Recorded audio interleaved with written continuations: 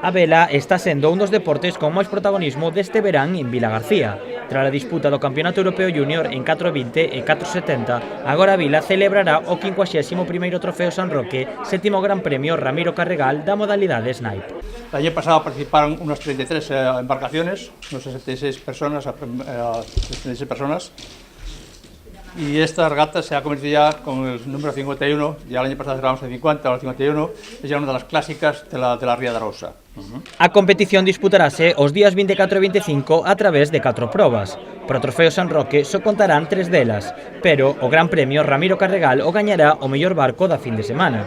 O empresario que patrocina o premio aposta outro ano máis por este deporte. Bueno, pois para mí un gran honor presentar patrocinar esta regata deste prestigioso club de Villagarcía y que se realiza en la Ría de Arousa, que es la más bella del mundo. Y para mí uno de los deportes favoritos es la vela. Por lo tanto, es para mí una satisfacción que sea en Villagarcía de Arousa, la ciudad donde yo nací, donde es una ciudad que nadie es forastero, y el que viene a Villagarcía siempre vuelve como vuelvo yo.